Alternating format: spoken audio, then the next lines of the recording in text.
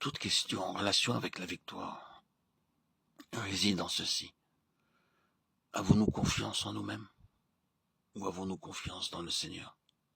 Si nous nous référons à nous, alors bien sûr, nous devrons considérer si les Anakim sont forts ou faibles, et si leurs cités sont fortifiées ou non.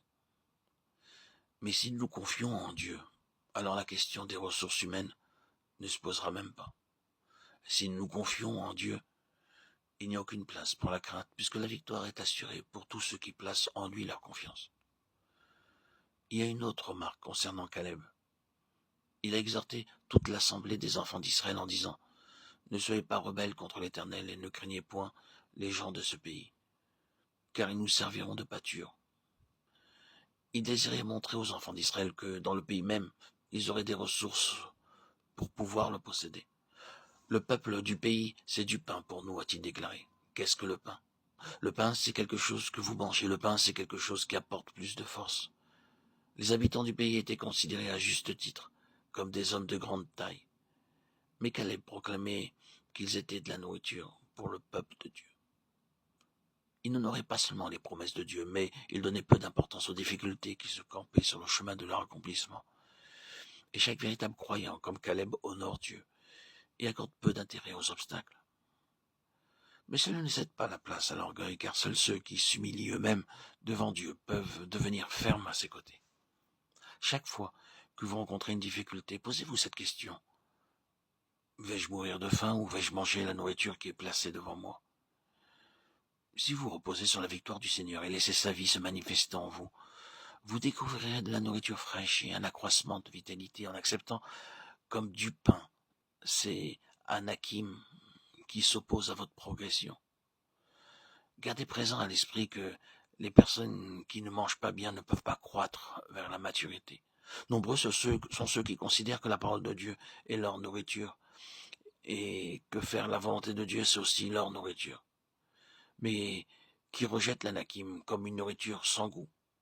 Plus nous mangerons de cette nourriture et plus nous deviendrons forts. Caleb en est une grande illustration parce qu'il a accepté l'anakim comme étant du pain. Il était encore plein de vitalité à 85 ans. Il avait tellement assimilé l'anakim au cours de toutes ces années qu'il s'était forgé une constitution qui ne donnait pas l'apparence de son âge. Il en est ainsi dans le domaine spirituel. Bien des frères et sœurs ont rencontré peu de difficultés, mais ils sont spirituellement faibles. L'explication est celle-ci. Ils n'ont pas assez consommé d'anakim. D'un autre côté, il y a ceux qui ont rencontré et vaincu difficulté après difficulté, tentation après tentation. Et ils sont pleins de vigueur. La raison, c'est qu'ils se sont bien nourris d'anakim. Ils ont gagné, vaincu les anakim. Chaque difficulté, chaque tentation que Satan place sur notre chemin devient pour nous de la nourriture. C'est la manière d'agir divine pour progresser spirituellement. La vue d'une quelconque grande difficulté, telle que nous voyons dans Josué, suscite la crainte dans le cœur de ceux qui ne se confient pas en Dieu. Mais ceux qui se confient en lui disent « Loué soit Dieu, voilà un peu de nourriture ». Toutes nos épreuves, sans exception, sont pour nous de la nourriture et en les acceptant les unes après les autres, nous sommes de plus en plus richement nourris et cela a pour résultat un continuel accroissement de force.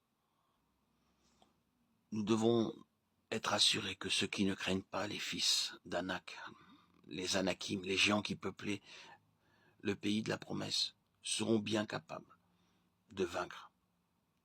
Ce fut le cas pour Caleb, qui ne fut nullement effrayé par les Anakim, les géants qui peuplaient la terre promise. Il ne défaillait pas. Sa foi a triomphé de sa peur charnelle.